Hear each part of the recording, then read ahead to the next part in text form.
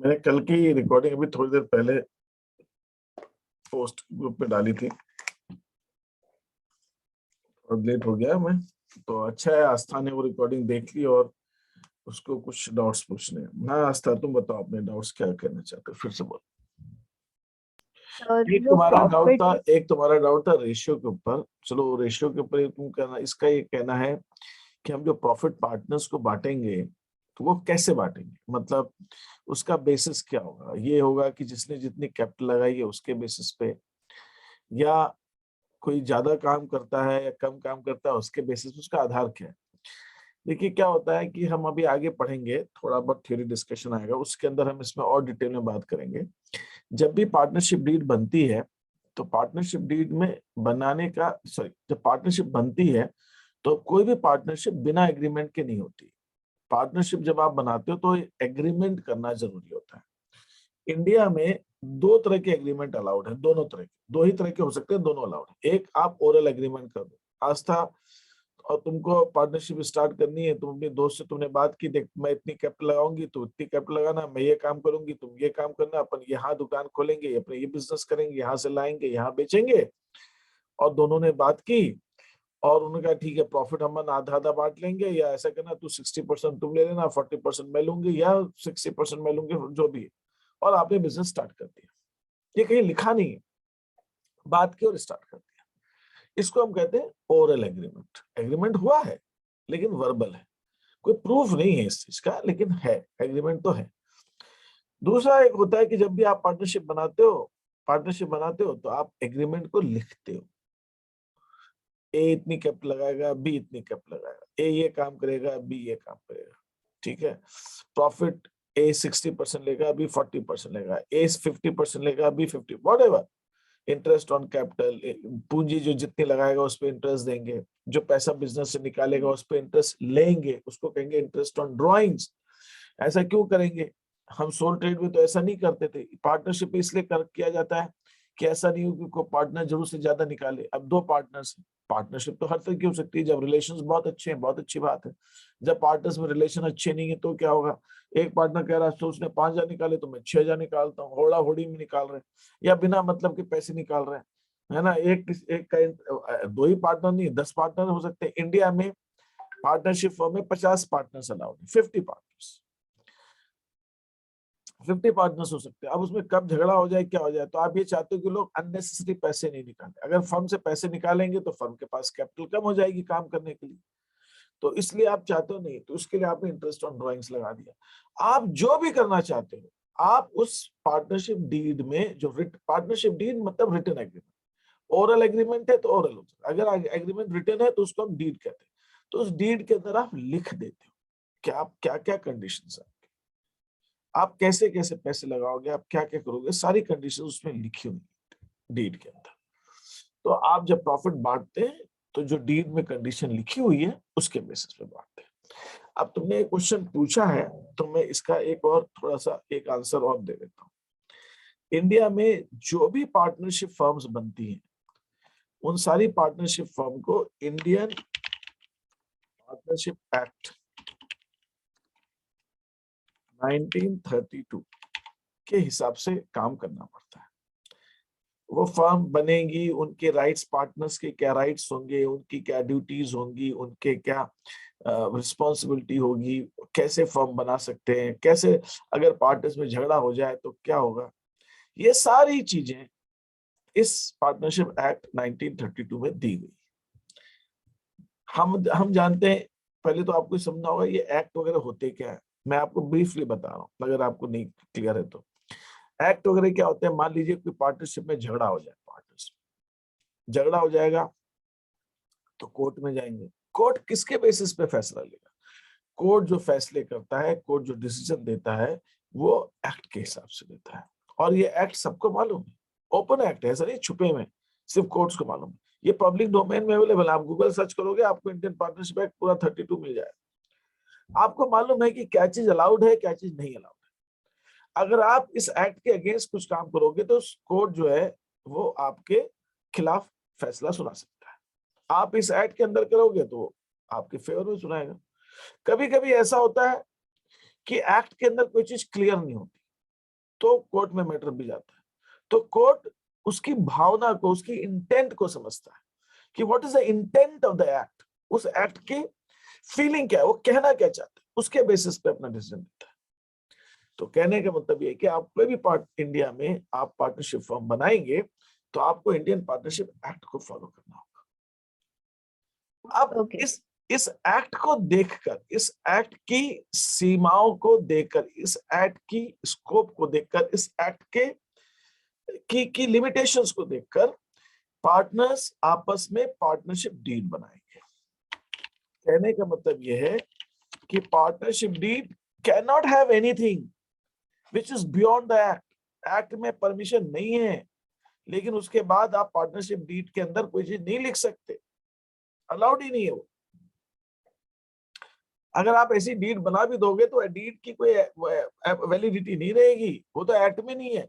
तो partnership deed has to be subservient to the act. Act के को follow करके बनाई जानी चाहिए। अब जैसे इंडिया में कोई कॉन्स्टिट्यूशन है, आप इंडिया में फ्री है, आप कर सकते हैं, काफी कुछ चीजें फ्रीडम है, we are a democratic country, लेकिन freedom is not beyond the constitution. Constitution के अगेंस्ट थोड़ी करके आपको फ्रीडम। अक्सर आप पेपर वर्क पढ़ते हो, अरे ये तो ये कॉन्स्टिट्यूशन के अगेंस्ट है, ये ऐसे कैसे कह दिया, ये कैसे कर दिया। तो कॉन्स्टिट्यूशन है, उसके अंतर्गत जो चीज अलाउड है उतना। तो पार्टनरशिप डीड जो रिटन एग्रीमेंट है वो एक्ट के अंतर्गत होता है। बट कभी तो मैं इसको बोलो बोलो। मतलब ये जो भी रेशियो हम लोग डिवाइड करते हैं वो सब वो लोग पार्टनरशिप होने के पहले डिसाइड करके इसमें लिख देते हैं। उस पॉइंट पे मैं आता हूँ, उस पॉइंट पे आता हूँ, इस क्वेश्चन को थोड़ा होल्ड रखो, अभी आता हूँ इस पॉइंट। लेकिन कभी कभी ऐसा होता है कि पार्टनरशिप डीड हमने बनाई और हो सकता है हमने नहीं भी बनाई, लेकिन जैसा मैंने कहा कि एग्रीमेंट तो होता है। मान लीजिए ए और बी दो पार्टनर्स हैं, उन्होंने डीड लिखी नहीं, पार्टनरशिप डीड मतलब एग्रीमेंट राइटिंग में नहीं बनाया, वर्बली बात की और बिजनेस स्टार्ट कर दिया। थोड़े टाइम बाद झगड़ा हो गया, कुछ साल तो चला, फिर झगड़ा हो गया। एक कहता नहीं ऐसा नहीं है, वैसा ऐसा नहीं, हो सकता है पहले साल ही हो गया या नहीं हुआ उनके लाइफ टाइम में। कई बार ऐसा होता है, जनरेशन से जनरेशन चलती रहती है। पिताजी ने स्टार्ट किया, फिर बेटी ने चालू किया, बेटे ने चालू किया, फिर वो आ गया, बाद में जनरेशन में झगड़ा हो गया और डीड है ही नहीं, चल रही है फर्म काफी टाइम, झगड़ा हो गया। जब तक चल रही थी बात चल रही थी, अब झगड़ा हो गया, क्या करो, कोर्ट गए। कोर्ट कहेगा कि साहब आप पार्टनरशिप डीड लेकर आइए। आप कहेंगे साहब पार्टनरशिप डीड तो है ही नहीं, ये तो फर्म हम आपस में म्यूचुअल आपसी, इसको म्यूचुअल ट्रस्ट पे चला रहे थे, जिसको हम कहते हैं म्यूचुअल ट्रस्ट एंड फेथ। एक दूसरे पे विश्वास पे चल रही थी फर्म, अभी तक तो कोई झगड़ा ही नहीं आया, इतने साल हो गए साहब, दादाजी ने चालू की थी, चल रही। अब ये झगड़ा आ गया, क्या करें। तो कोर्ट कहेगा सब आपके पास अगर डीड नहीं है तो हम जो फैसला सुनाएंगे वो पार्टनरशिप एक्ट के हिसाब से सुनाएंगे। पार्टनरशिप एक्ट ये कहता है, अब हम अकाउंटिंग की क्लास कर रहे हैं, हम लॉ की क्लास नहीं कर रहे, हम बिजनेस स्टडीज की क्लास नहीं कर रहे, हम वो मैं वही बात कह रहा हूं आपसे जो आपके कोर्स में है, ठीक है। ये आपने जो मैंने भी बातें कही है ये आपके अकाउंट्स बुक्स में है, इसका रूप है। पार्टनरशिप एक्ट कहता है कि अगर डीड नहीं है या अगर डीड है भी, या तो इसको कहते हैं डीड नहीं है मतलब डीड इज एब्सेंट, डीड है ही नहीं, बनी नहीं, या अगर डीड है तो डीड में इस बारे में कुछ कहा नहीं गया। पार्टनर्स ने डीड तो बनाई लेकिन उसमें प्रॉफिट किस रेशियो में बटेगा ये लिखा ही नहीं। तो पार्टनरशिप एक्ट कहता है कि अगर प्रॉफिट शेयरिंग रेशियो डीड में नहीं लिखा है या डीड नहीं है तो प्रॉफिट शेयरिंग रेशियो इक्वल होगा। अब आप कहेंगे साहब ए ने तो 50 लाख लगाए हैं, बी ने सिर्फ 5 ही लाख लगाए, या आप कहेंगे ए ने तो 50 लाख लगाए हैं, बी ने तो पैसा लगाया ही नहीं है, बी तो सिर्फ काम करता है, वर्किंग पार्टनर है, he is a working partner, and A ने पैसा लगाया। तो कोर्ट कहेगा अगर ए और बी पार्टनर हैं, नो मैटर कितना पैसा किसने लगाया, कौन ज्यादा काम करता है ये बात भी इंपॉर्टेंट नहीं है, हमारे लिए दोनों पार्टनर हैं, तो प्रॉफिट लॉस जो भी होगा वो इक्वल ही बटेगा।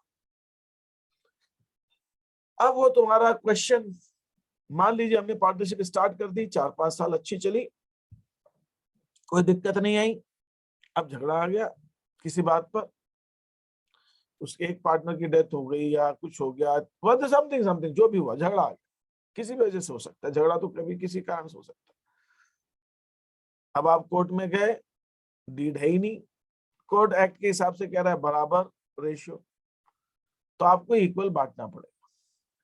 आपके पास एक ऑप्शन और है, अगर झगड़ा हो गया तो ये ऑप्शन वैलिड ही नहीं है, जो मैं ऑप्शन बताने जा रहा हूँ, ये ऑप्शन झगड़े में तो चलेगा ही नहीं। जब झगड़ा ही हो गया तो थोड़ी कोई किसी की बात मान रहा है ना, वो तो झगड़ा होने से पहले हो जाता, अब तो कुछ होना नहीं है, अब तो जो कोर्ट कहेगा वो चलेगा। लेकिन मान लो, है ना, यूक्रेन और रशिया में आपस में समझौता हो गया, क्या करना है साहब? ऐसा करते हैं, डीड नहीं है ना तो डीड बना लेते हैं, आज भी बना सकते हैं, बना लीजिए डीड, हम आज भी बना सकते हैं, लेकिन आज की डेट से जरूरी नहीं है मैं डीड आज बना सकता हूँ 4 साल पहले की डेट से।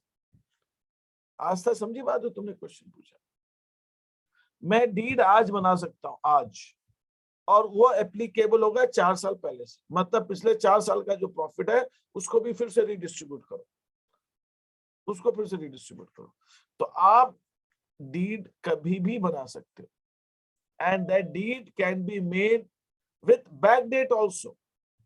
तो ऐसा नहीं है कि पार्टनरशिप डीड आपको तभी बनानी है जब आपने फर्म स्टार्ट की, फर्म स्टार्ट हो गई, बिजनेस चल रहा है, सब लोग कर रहे हैं, उसके बाद भी आप डीड बना सकते हो। और जब आप नई डीड बनाते हो तो वो डीड आपकी बैक डेट से, मतलब अगर पार्टनर्स में ये कभी तय हुआ ही नहीं कि किस रेशियो में प्रॉफिट बांटना है, तो हम आज ये तय कर सकते हैं किस रेशियो में बांटना है, और वो पहले की डेट से भी एप्लीकेबल हो सकता है। तो डीड तो कभी भी बनाई जा सकती है, वो पार्टनर्स पे आपस में, तो घर की खेती है, वो तो जब झगड़ा होगा तब मामले को यही सुलझाना है, जब तक झगड़ा नहीं है तब तक प्रेम से चल रही बात है, कोई दिक्कत ही नहीं, किसी को कोई प्रॉब्लम थोड़ी है। कोर्ट को कुछ लेना देना नहीं है कि भाई आस्था अपने पार्टनर से प्रॉफिट कैसे बांट रही है, कुछ लेना देना नहीं। जब झगड़ा करोगे तब कोर्ट आएगा, कोर्ट कह रहा आपका प्रॉफिट आप जानो, झगड़ा होगा तब आ जाना मेरे पास में, जब तक नहीं है तब तक ठीक है, कोई ज्यादा ले रहा है कोई कम ले रहा है, आप हर साल रेशियो बदलो, एक साल ऐसा कहते हैं इस साल मैं 60% तू 40%, हाँ डन, अगले साल मैं 40% तू, हाँ ठीक है, उसमें क्या प्रॉब्लम है, कोई दिक्कत थोड़ी है, डीड हो नहीं हो उससे कोई फर्क नहीं पड़ता, जब तक matter is conducive, environment is conducive, relation is of mutual trust and faith, आपस में रिलेशन सबके अच्छे। जब झगड़े होते हैं तब बाल की खाल निकाली जाती है, तब देखा जाता है डीड है कि नहीं है, डीड में क्या लिखा है, एक्ट क्या कह रहा है, तब देखते हैं। जब तक झगड़ा नहीं है तब तक कोई दिक्कत हाँ सर, मतलब जब तक दोनों पार्टनर्स की अंडरस्टैंडिंग से चल रहा है तब नहीं, तक चल रहा है। एब्सोल्युटली कोई इशू ही नहीं, कोई प्रॉब्लम नहीं, कहीं कोई प्रॉब्लम नहीं।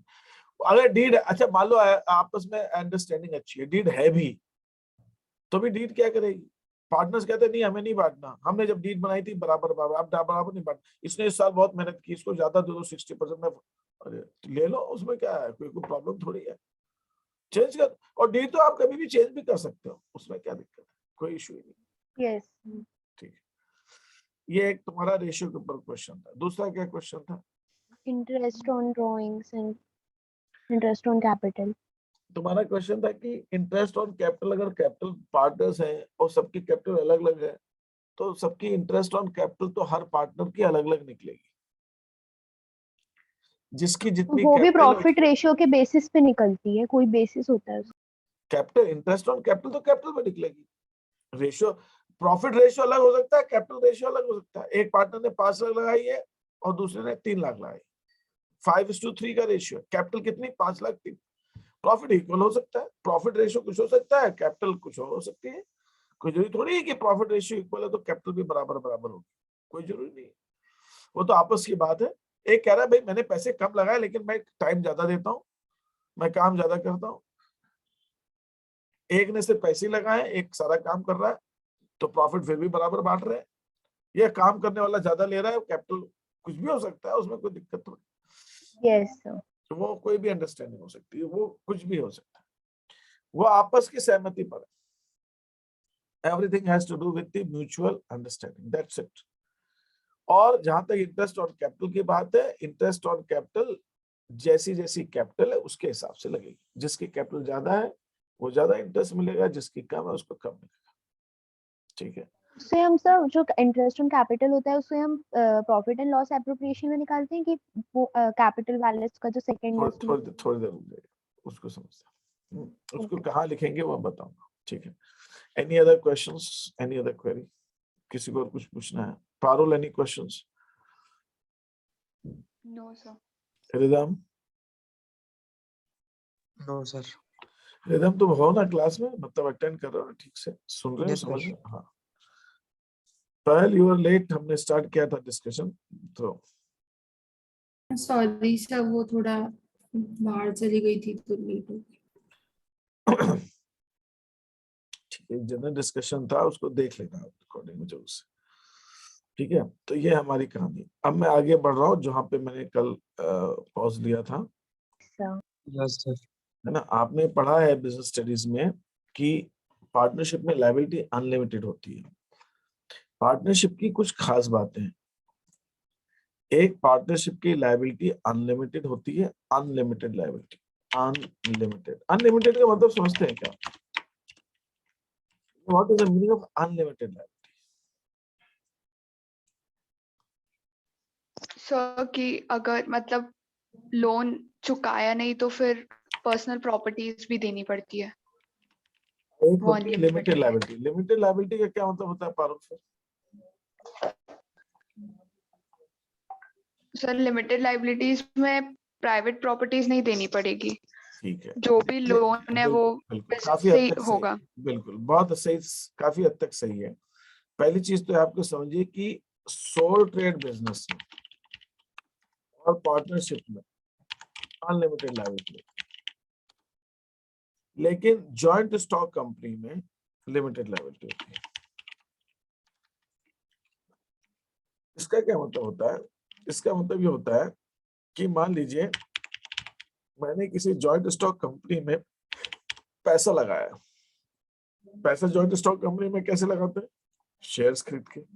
मैंने एक जॉइंट स्टॉक कंपनी के शेयर्स खरीदे, तो मान लीजिए मैंने शेयर्स खरीदे 1000 रुपए। मतलब यह है कि जो मैंने जॉइंट स्टॉक कंपनी में 1000 रुपए के शेयर्स खरीदे हैं और जो मैंने 1000 रुपए के शेयर्स पैसा लगाया है जॉइंट स्टॉक कंपनी, तो अगर कभी ऐसा हो जाए कि ये कंपनी नुकसान में चली जाए और मेरा पैसा डूब जाए, कंपनी के ऊपर लायबिलिटी ज्यादा आ जाए और कंपनी पे नहीं कर पाएगी, तो उस केस में मेरा ज्यादा से ज्यादा 1000 रुपए डूबेगा जो मैंने लगाया है। तो यहाँ पर कहने का मतलब यह है कि मेरी लायबिलिटी जो है ये लिमिटेड लायबिलिटी का मतलब है मेरी लायबिलिटी 1000 रुपए तक लिमिटेड है। जो मैंने पैसा लगाया है मेरा उतना ही डूबेगा। अगर इस कंपनी के ऊपर लायबिलिटी आ जाए, लोन आ जाए और कंपनी नहीं चुका पाए, और तो जो ओनर्स होते हैं उनकी जिम्मेदारी होती है। तो मैं अगर शेयर है तो मैं मालिक हूँ कंपनी का, भले कम शेयर है ना, और दूसरे के पास ज्यादा है, मेरे पास कम है, लेकिन मैं भी मालिक हूँ। तो मेरा जो पैसा डूबेगा या मेरे से जो मांगा जाएगा वो उतना ही मांगा जाएगा जो मैंने लगाया है। ज्यादा ये होगा कि मेरे 1000 रुपए मुझे नहीं मिलेंगे। लेकिन अनलिमिटेड में अगर सोल ट्रेड या पार्टनरशिप बिजनेस लॉस में चला जाए, उसके ऊपर लायबिलिटी चढ़ जाए, तो जो मैंने कैपिटल लगाई है वो तो गई, उसके अलावा वो मुझसे कह सकते हैं भाई अपना घर बेच के लाओ, अपना वो गाड़ी बेच के लाओ, अपना बाहर से लेके आओ, कहीं से लेके, उसकी कोई लिमिट नहीं है। That is unlimited. तो एक पार्टनरशिप फर्म में अनलिमिटेड लायबिलिटी का मतलब ये होता है कि पार्टनर्स की, जो पारुल ने कहा, उनकी पर्सनल एसेट्स को भी फर्म के लायबिलिटी या लॉस को कॉम्पनसेट करने के लिए मांगा जा सकता है। लेकिन लिमिटेड लायबिलिटी में ये होता है कि हमारा पैसा उतना ही है जितना हमने लगाया, बस, उससे ज्यादा नहीं, लिमिटेड है। लिमिटेड बाय गारंटी भी होता है, वो सब चीजें होती है, उसमें मैं नहीं जा रहा हूं। मतलब कितना मुझे देना है मुझे मालूम है, इससे ज्यादा मुझे नहीं देना, बस कुछ भी हो जाए। इसलिए लोग क्या करते हैं, मैं यहाँ इंदौर में बैठा हूँ, मैं रिलायंस कंपनी के शेयर्स खरीद लेता हूँ। क्यों खरीद लेता हूँ? शेयर्स खरीद के तो मैं तो मालिक बन गया, वन ऑफ द ओनर्स। मेरे तो लाखों लोग हैं, करोड़ों लोग हैं, लेकिन वो भी है, मैं भी हूँ।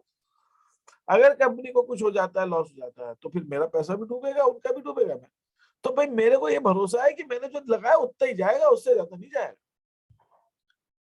लेकिन जब मैं पार्टनरशिप में जाता हूँ तो मेरे पास अनलिमिटेड लायबिलिटी, इसलिए मैं पार्टनरशिप हर एक के साथ नहीं करूंगा। किसके साथ करूंगा? जिसको जानता हूं, जिससे मैं समझता हूं ये ईमानदार है, मेरे को धोखा नहीं देगा, मेरा पैसा डुबाएगा नहीं, मेरे को नुकसान नहीं होगा। कंपनी के तो मैं शेयर किसी के भी खरीद लेता हूँ, मैं जानता हूँ मेरे इतना ही जाएगा, उससे जाएगा जाएगी। पार्टनरशिप आप किसी अनजान आदमी के साथ नहीं करते हो कभी भी, आप हमेशा किसी जाने पहचाने के साथ करते हो। और पार्टनरशिप तो आप 10 बार देख के करोगे, एक बार। तो इसलिए पार्टनरशिप करते समय इन चीजों को ध्यान रखना। दूसरी चीज एक और बहुत इंपॉर्टेंट है, कैरेक्टरिस्टिक्स पार्टनरशिप। पार्टनरशिप के अंदर एक इंपॉर्टेंट फीचर होता है जिसको हम कहते हैं mutual agency. Mutual agency relationship. Mutual agency relationship, इसका मतलब क्या? Anybody can tell you what is the meaning of mutual agency relationship? एक ये उसको उसको उसके लिए एक पार्टनरशिप की डेफिनेशन में दी गई है, each partner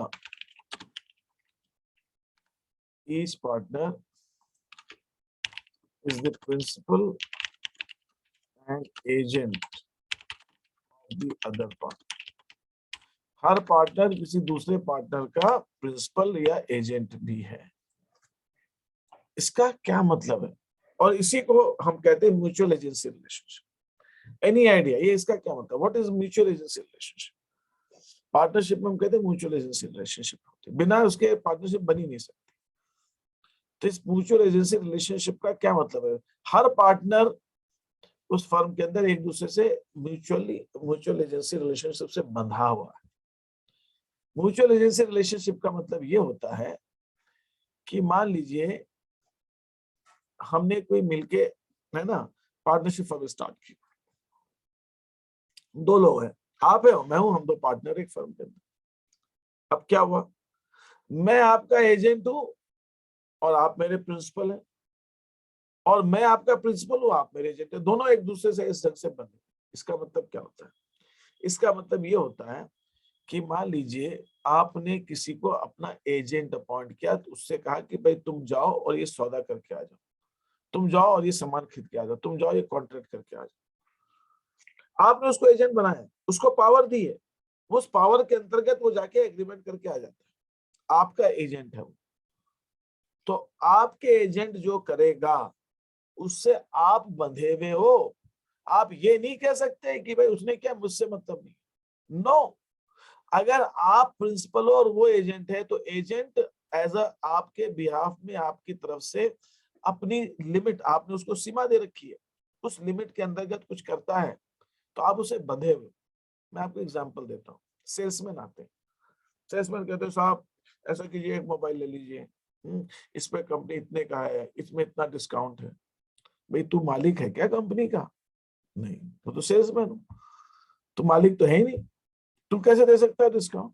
अरे उनने पावर दी है मेरे को कि मैं डिस्काउंट दे सकता हूँ। आप अच्छा, और अगर उसने मुझे डिस्काउंट दिया है और मेरे से समझौता एग्रीमेंट किया, मैंने कहा ठीक है डन, मेरे को दे जाना, तो वो अगले दिन आके उसका मालिक कहता है साहब उसने डिस्काउंट दे दिया, मेरे से क्या मतलब? तो भाई तेरा एजेंट था ना वो, बन गया वो। तो प्रिंसिपल एजेंसी रिलेशनशिप का मतलब ये होता है कि ए बी सी अगर 3 पार्टनर हैं, सी कुछ भी करता है तो उससे ए और बी भी बंधे हुए हैं। ए और बी हाथ ऊंचे नहीं कर सकते कि मेरे से नहीं कर। और तो इसका होता है ए और बी प्रिंसिपल हो गया, सी एजेंट हो गया।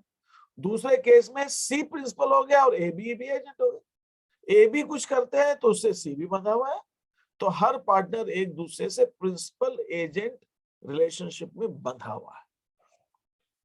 कोई ये नहीं कह सकता उसने क्या मुझसे मतलब। हाँ, यहाँ पे कुछ कंडीशंस। एक तो वो काम वो करेगा जिसके लिए पार्टनर्स ने उसको ऑथराइज किया। मान लीजिए इनकी कपड़े की दुकान है और ये बी सी जो है कुछ शेयर मार्केट में लॉस करके आ जाता है, भाई तेरी कपड़े की दुकान है, तू शेयर मार्केट में क्यों लगाने गया पैसा? तो ए और बी कह सकते हैं ये सी ने जो किया खुद किया, तो वो सी से उस चीज का कॉम्पनसेशन हर्जाना ले सकते हैं। लेकिन अगर किसी दूसरे का नुकसान देखें तो कोर्ट वोट का मैटर आएगा, वो अलग चीज। लेकिन सी को जो पावर थी उसके अंतर्गत अगर सी कुछ करता है और उससे फर्म को लॉस हो जाता है, तो उसके लिए ए बी भी जिम्मेदार है। ये नहीं कह सकते ए बी किसने किया, अरे भाई वो उसने वही तो किया जो फर्म में उसको कर आपने मन से थोड़ी कुछ किया उसने। दैट इज, हाँ बोलिए। सो मतलब बिजनेस एक्टिविटीज के अंदर अगर सी कुछ करेगा तो ए भी रिस्पॉन्सिबल होंगे वो उधर। Yes yes. और अगर बिजनेस एक्टिविटीज से रिलेटेड अगर वो नहीं करता इसमें है भी तो एक फिर बात उसका है, खुद का लॉस। एक क्वेश्चन है आपकी बुक्स में है, वो क्वेश्चन आएगा, आप जब क्वेश्चन आगे हम करेंगे या आप बुक पलटोगे उसमें है। 3 पार्टनर्स ए बी सी। सी के पास फर्म के कुछ पैसे थे, सी गया उस पैसे को शेयर मार्केट में लगा के नुकसान आ गया। अब एक क्वेश्चन ये है कि क्या उसके लिए ए बी भी रिस्पॉन्सिबल होंगे? ए बी रिस्पॉन्सिबल नहीं होंगे। ये लॉस सारा का सारा सी को बेयर करना पड़ेगा, क्योंकि उसने जो उसकी ड्यूटी थी उसके बाहर जाके उस पैसे को लगाया। दूसरा question, A B C 3 partners, firm का कुछ पैसा था, सी ने बाहर जाके इन्वेस्ट किया और सी को प्रॉफिट हो गया। अगर सी को प्रॉफिट हुआ तो उस प्रॉफिट में तीनों पार्टनर्स का हक है, क्योंकि वो पैसा किसका था? फर्म का था। लेकिन अगर लॉस हुआ तो सिर्फ सी का है, प्रॉफिट है तो तीनों का है। सी को ये पनिशमेंट है। C is not authorised to do with this. आप अकेले फर्म की साधनों से, फर्म के रिसोर्सेज से, फर्म की संपत्ति से लाभ नहीं कमा सकते, वो लाभ सबका है। लेकिन अगर हानि होती है तो उसके लिए अकेले आप जिम्मेदार, क्योंकि आपने वो काम किया है जिसके लिए आपको परमिशन नहीं थी, आपको नहीं करना था, या तो आपको बात करनी चाहिए थी सारे पार्टनर से, आप बात करके करते उससे, आपने अकेले कैसे किया उस चीज को? समझे आप? सर तो उसको सी की ड्राइंग्स नहीं मान सकते जो उसने वो इतना करा है वहां पर इन्वेस्ट। हाँ ठीक है, ड्राइंग मान लो, उसके कैपिटल से काट लो पैसा, लेकिन ड्राइंग मानोगे तो कैपिटल से तो काट रहे हो ना, अल्टीमेटली ड्राइंग पे तो कैपिटल से कम होती है। सी ने 1 लाख रुपए लगा रखा है, लॉस हो गया 10,000 का, तो आपकी कह दिया सी तुम्हारी कैपिटल 90,000 है, तो भैया सी से ले ही लिया ना पैसा, चाहे ड्राइंग मार के लो। Yes sir. तो लेना तो देना तो वही से आना है, पानी तो कुएं में से निकलना है, चाहे जैसे भी निकालो। समझे कि नहीं समझे? हाँ सर।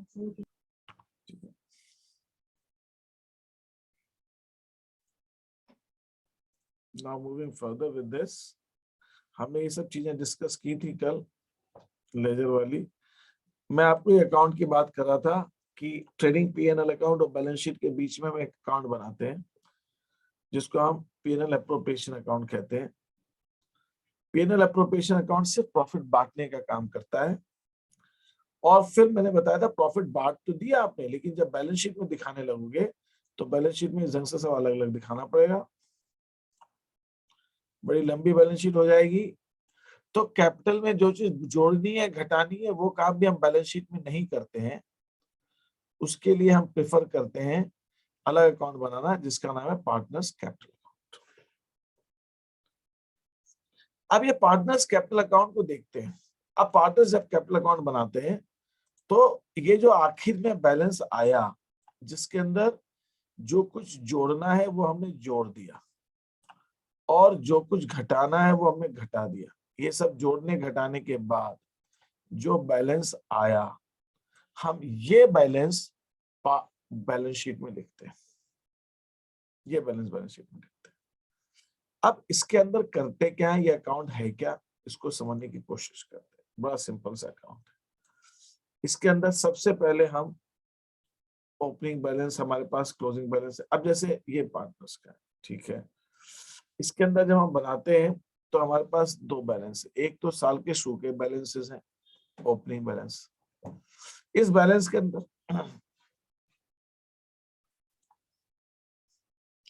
हम क्या करेंगे, इन ये ओपनिंग बैलेंस, ये बैलेंस वो है जो साल के शुरू में था पार्टनर्स का, और जो पार्टनर्स को साल उनकी कैपिटल पर इंटरेस्ट दिया गया वो इसमें जोड़ देंगे।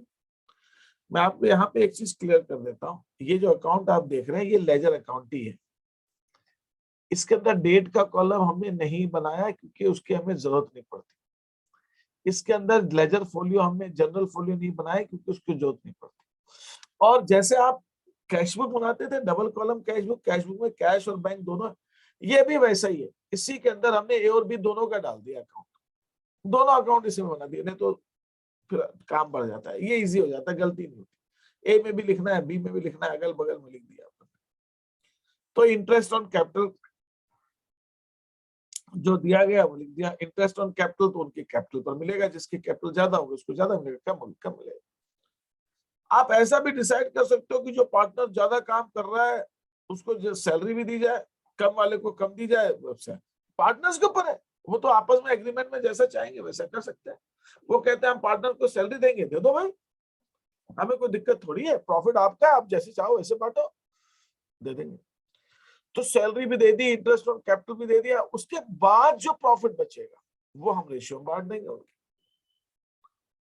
और अगर मान लीजिए कोई पार्टनर फर्म से पैसे निकाल रहा है तो आप उससे इंटरेस्ट ऑन ड्रॉइंग्स ले सकते हो, और ड्रॉइंग्स भी आप कैपिटल से। तो कैपिटल में आप क्या करके आ रहे हो, कैपिटल के अंदर आप इंटरेस्ट ऑन कैपिटल, सैलरी और प्रॉफिट जोड़ते हो। आप कैपिटल में से ड्रॉइंग्स और इंटरेस्ट ऑन ड्रॉइंग्स घटाते हो, और जो बचता है आखिर में उसको आप कहते हो बैलेंस खरीदो। ये बैलेंस आपका बच जाता है। दिस इज व्हाट हैपेंस, ये आपका बैलेंस बचता है।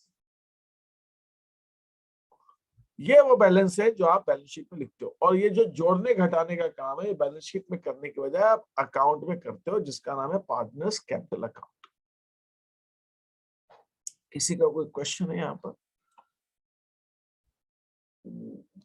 Any question, any query? No sir. ठीक है।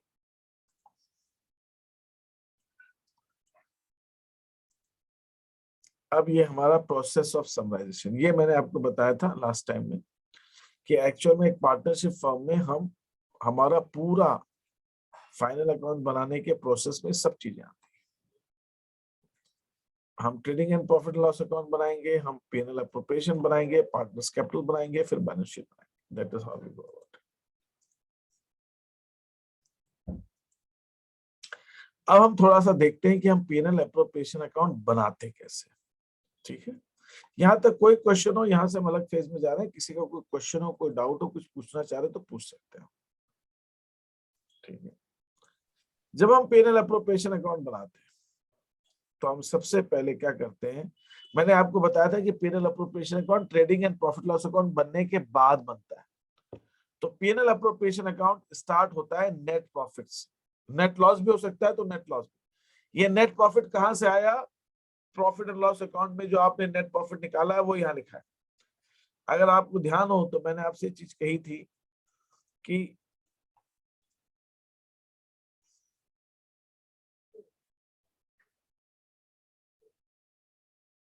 यहाँ पर नहीं, ये ले लेते हैं। मैंने यहाँ पे आपको एक चीज कही थी, मैंने आपसे कहा था कि ये इतना तो करना ही पड़ता है पार्टनरशिप में। तो आपने ये हिस्सा 11th में पढ़ना बनाना सीख लिया, इसलिए यहाँ नहीं पढ़ रहे हैं। तो यहाँ तक तो बनाना ही है। ये बनाने के बाद जब ये प्रॉफिट आप निकालते हैं उसके बाद यहाँ पे P&L एप्रोप्रिएशन अकाउंट बनेगा बैलेंस शीट बनाने से पहले। तो अब हम प्रॉफिट निकाल लिया है हमने, तो इस प्रॉफिट को हम P&L एप्रोप्रिएशन अकाउंट जब बनाएंगे तो उसके क्रेडिट में लिखेंगे बाय नेट प्रॉफिट। तो कहने का मतलब सीधा सा इतना है, अगर ये मेरा P&L एप्रोप्रिएशन अकाउंट है, आप सुनिएगा बात बहुत ही सिंपल सी और समझने वाली।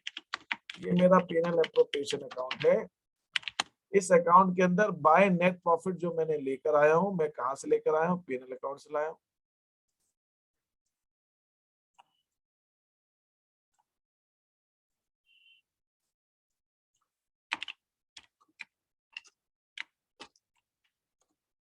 अब सवाल उठता है, ये जो 12,000 रुपए का नेट प्रॉफिट आया है, ये P&L एप्रोप्रिएशन P&L अकाउंट बनाकर आया है, मुझे इसको बांटना है, इसको बांटना है। इसको बांटने के इतने तरीके हो सकते हैं जितने आप सोच सकते हो, जो आपकी सोचने की सीमा खत्म हो जाए समझो बस तरीके खत्म हो गए, अदरवाइज उतने तरीके हो सकते हैं। अल्टीमेटली सरकार कहती कि भाई ये प्रॉफिट आपका, आप जैसे चाहो वैसे बांटो, हमें क्या प्रॉब्लम, हमें कोई दिक्कत नहीं। तो ये आप प्रॉफिट वैसे बांटते हो जैसा आप चाहते हो। आप चाहते हो कि इसके अंदर पहले जिसने ज्यादा पैसे लगाए हैं और जिसने कम लगाए हैं उसको कम, ज्यादा वाले को ज्यादा इंटरेस्ट ऑन कैपिटल दिया जाए, दे दो इंटरेस्ट ऑन कैपिटल। आप चाहते हो कि जो काम ज्यादा कर रहा है उसको सैलरी दी जाए और जो कम कर रहा है उसको कम दी जाए, आप सैलरी दे दो।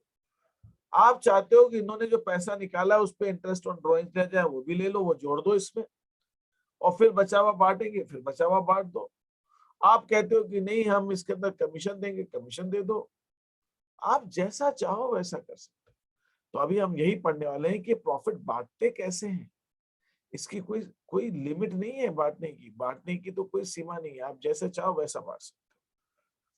तो पीएनएल एप्रोप्रिएशन अकाउंट इसीलिए हमें अलग से बनाना पड़ता है कि पार्टनरशिप में प्रॉफिट बांटने के बहुत सारे तरीके हो सकते हैं, बहुत सारे तरीके हो सकते हैं। तो आज हम उन्हीं तरीके की ये अकाउंट हम जो देख रहे हैं ये हम वैसे ही देख रहे हैं। तो सबसे पहले इस अकाउंट के अंदर हम जो लिखेंगे वो नेट प्रॉफिट लिखेंगे।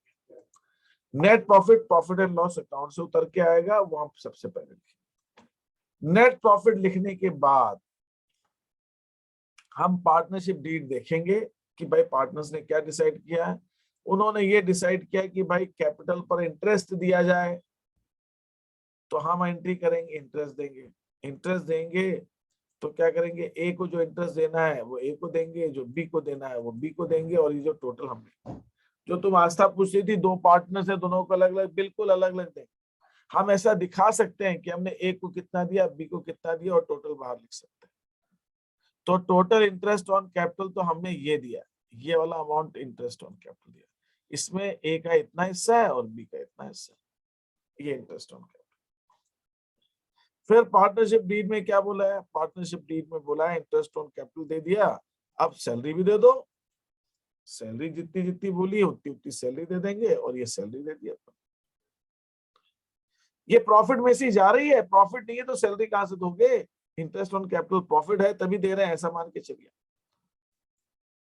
सैलरी दे दी, इंटरेस्ट ऑन कैपिटल दे दिया। वो कह रहे हैं कि जिसने ज्यादा पैसा निकाला उससे ज्यादा जिसने कम निकाला इंटरेस्ट ऑन ड्रॉइंग्स लेनी है, तो हमने इंटरेस्ट ऑन ड्रॉइंग्स भी ले लेंगे। तो हमारे पास नेट प्रॉफिट है, इंटरेस्ट ऑन ड्रॉइंग्स ले लिया, अब हमने प्रॉफिट बढ़ गया, उसमें से सैलरी दे दी, इंटरेस्ट ऑन कैपिटल दे दिया। अब जो प्रॉफिट बचेगा, अब ये प्रॉफिट था, ये इंटरेस्ट ऑन ड्रॉइंग्स था, ये टोटल अमाउंट आ गया। ये जो टोटल अमाउंट यहाँ लिखा है वही टोटल अमाउंट हमने यहाँ लिख दिया। लेजर में तो ऐसे ही लिखते हैं। इसमें से ये सैलरी घटा दी, आईओसी घटा, इंटरेस्ट ऑन कैपिटल घटा दिया, ये घटा दिया। तो इस अमाउंट में से, इस टोटल में से जब ये घटा देंगे तो जो बचेगा वो बचेगा आपका ये अमाउंट। इसको हम कहते हैं डिविजिबल प्रॉफिट, इसको हम कहते हैं डिविजिबल प्रॉफिट।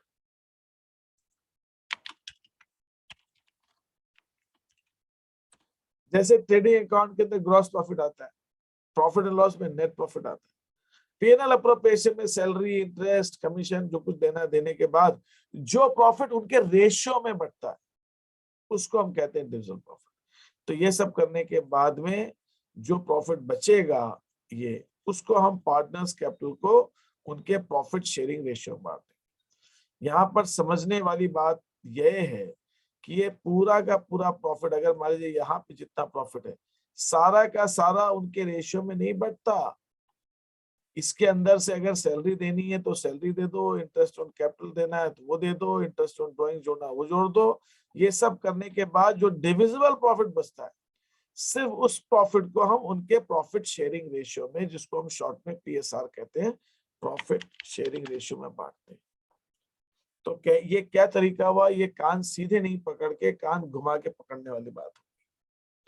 अल्टीमेटली इसके अंदर पूरी प्रोसेस में आप एक चीज देखोगे कि हमने प्रॉफिट ही बांटा है, इससे ज्यादा तो हम बांट नहीं सकते। और बांटा भी किसको है, ए और बी को बांटा है। उस सैलरी के नाम पर दिया या आईओसी के नाम पर दिया, यहाँ सैलरी दे दी, ऊपर आईओसी दे दिया। तो ये पूरा का पूरा जो प्रॉफिट है आपका, ये सारा का सारा प्रॉफिट सिर्फ ए और बी को जा रहा है क्योंकि वो पार्टनर है। लेकिन जा कैसे रहा है? अलग अलग तरह से जा रहा है, सैलरी के नाम पर, आईओसी के नाम पर, डिविजिबल प्रॉफिट के नाम पर। और हम अगर ये सब कुछ झंझट नहीं चाहते तो जो प्रॉफिट है उसको उनके रेशियो में बांट। ऐसा करना है तो डीड में लिख दो। आपने तो डीड में नहीं लिखा है ना, आपने तो डीड में लिखा सैलरी दो, इसीलिए तो कर रहे हैं हम ये सब। लेकिन अल्टीमेटली जाना ए और बी को ही है, चाहे किसी भी नाम से जाए। समुद्र में जाके ही नदी मिलनी है, चाहे वो जमुना हो, चाहे गंगा हो, चाहे कावेरी हो, कुछ भी हो, जाना समुद्र में ही है। चाहे इधर से जाए, चाहे उधर से जाए, चाहे कैसे जाए। तो ये प्रॉफिट सिर्फ पार्टनर्स को ही बट रहा है, लेकिन बांटने के तरीके अलग है। खाने के अंदर खाने के अंदर चावल की डिशेज है, चाहे वो खीर बना के खिलाओ, चाहे पुलाव बना के खिलाओ, चाहे कुछ और बना के खिलाओ, चाहे कुछ और, वो जा चावल ही। तो ये बटना उतना ही है जितना प्रॉफिट है, उससे ना कम ना उससे ज्यादा। बांटने के तरीके के अलग अलग तरीके हो सकते हैं। हाँ, क्वेश्चन बोलिए सर। मतलब जो डिविजिबल प्रॉफिट है उससे हम फिर रेशो में निकालते हैं, जो रेशो दिया होता है हमको। Divisible profit. Okay okay. पहले हमने फिर सर वो जो डिविजिबल प्रॉफिट है वो ट्रांसफर होता है उसमें पार्टनर्स कैपिटल में। अल्टीमेटली सैलरी भी वहीं जाएगी, कैपिटल आईओसी भी वहीं जाएगा और डिविजिबल प्रॉफिट भी जाता समय। दो बार क्यों निकाल रहे हैं? हमने इंटरेस्ट उधर भी निकाला था, इधर भी लिखा था हमने ऐसे। नहीं, ये मैडम ये यही इंटरेस्ट है, ये वहां भी है, यहाँ पे भी ये वही इंटरेस्ट है।